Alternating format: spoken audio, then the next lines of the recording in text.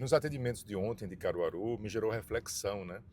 Sobre uma paciente que ela está super feliz com o resultado. Ela está ela tá radiante, né?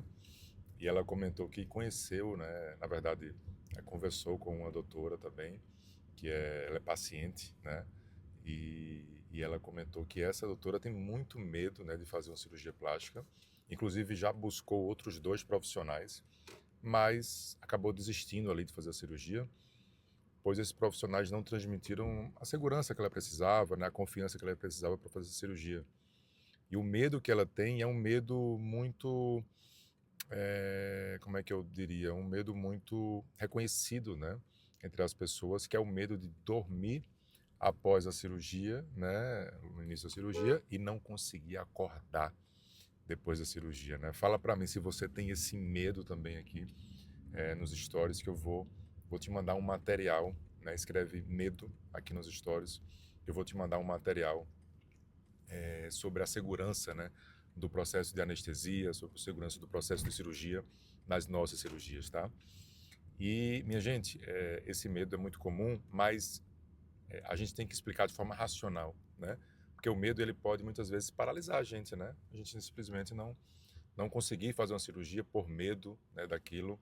É igual a gente ter medo de várias coisas, como viajar de avião, ou entrar no elevador, ou fazer qualquer outra coisa, né?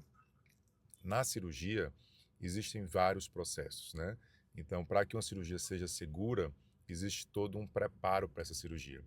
E esse preparo, ele garante para a gente, né, que a gente tenha absoluta segurança, né? Claro que uma cirurgia, ela não tem 100% de certeza que vai dar tudo certo. Por isso que a gente tem que buscar excelentes profissionais, hospitais de referência, né? Profissionais que realmente se importem com isso e que a meta para isso seja zero, para que isso aconteça, né? Não tenha nenhum tipo de falha, né, em toda essa questão para a gente cuidar de vocês ao máximo. E a cirurgia, para que ela seja segura, né, existem vários processos. Então, desde o antes da cirurgia, né, a gente selecionar bem os pacientes. Então, todos os meses eu deixo de operar muitos pacientes que estão inadequados para a cirurgia, que a gente sabe que vai acontecer uma complicação séria, né, e eu não opero esses pacientes. Então, já começa com a seleção. Obviamente, não é todo mundo que trabalha dessa forma, né? A gente sabe que tem muitos profissionais que, às vezes, até a maior parte dos pacientes são esses pacientes que não deveriam estar em cirurgia, né, infelizmente, e acabam colocando no centro cirúrgico. Então já começa a primeira seleção com o centro cirúrgico, né, com a consulta. Então a gente já começa a selecionar quem pode para a cirurgia e quem não pode para a cirurgia. Depois a gente tem outra seleção que é para classificar o paciente para ele se preparar para a cirurgia. Então ele vai se preparar para que a cirurgia seja segura. Então tem alguns parâmetros, né, que a gente vai analisar e traçar metas para que esse planejamento seja adequado para que a gente consiga colocar em centro cirúrgico, certo? E sem isso a gente não coloca em centro cirúrgico, tá, minha gente? Depois, isso vai envolver os exames pré-operatórios, né? Os exames pré-operatórios, eles podem ser de uma forma básica, como é a maior parte das vezes, né? Um padrão bem simples, com alguns exames, ou ela pode ser de forma mais aprofundada, né? Com testes mais avançados, inclusive com testes genéticos, tá? Testes genéticos que a gente consegue prever, por exemplo, complicações que podem acontecer com aquele paciente e que, porventura, isso pode implicar em uma não realização da cirurgia, tá? Uma contraindicação, ou um preparo diferente para que aquela cirurgia seja segura, tá? Depois de tudo isso é que vem a cirurgia. Percebe como é um caminho longo até chegar na cirurgia? Percebe como não dá para você chegar hoje e a cirurgia ser semana que vem, por exemplo, ou até o mês que vem? Porque existe um critério, uma responsabilidade para que tudo dê certo na cirurgia.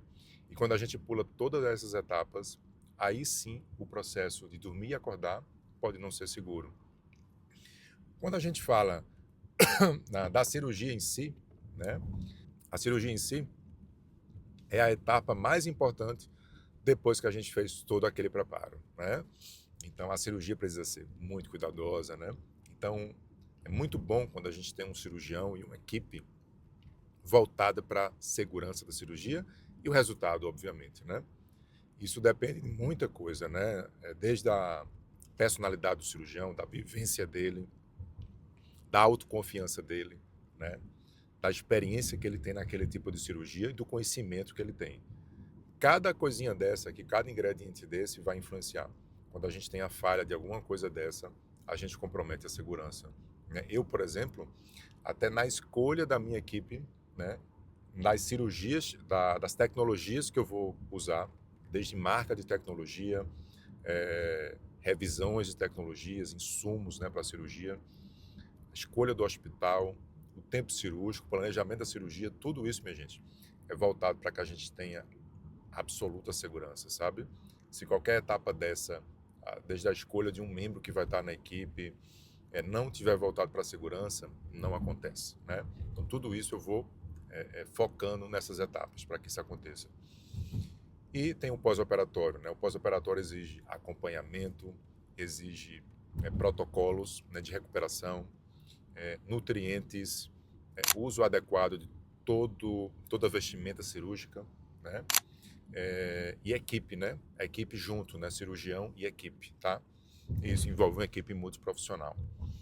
Isso tudo vai garantir uma segurança no pós-operatório, para que você realmente esteja bem assistida, para que a gente não tenha eventos de complicação, para que se porventura algum evento mínimo que aconteça, a gente já descobre no início e já começa a tratar, por exemplo, não deixa para depois, e prevenir qualquer mínima coisa que possa acontecer.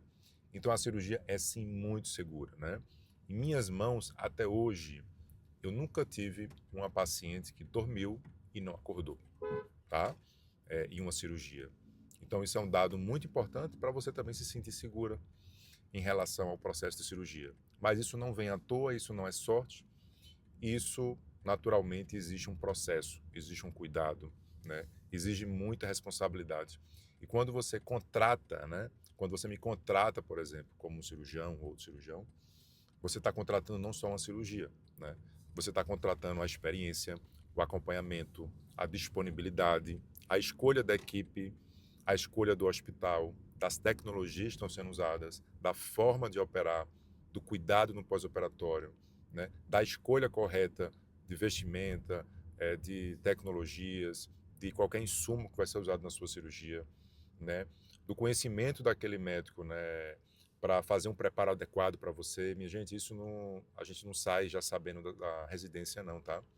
Por mais que hoje o método mais validado e mais reconhecido, né, e o padrão ouro que a gente chama, o mais top, é o cirurgião, naturalmente, ele está habilitado, né, fazer uma residência, e são 2 residências que a gente faz, então são 12 anos de formação para começar a operar como cirurgia plástica.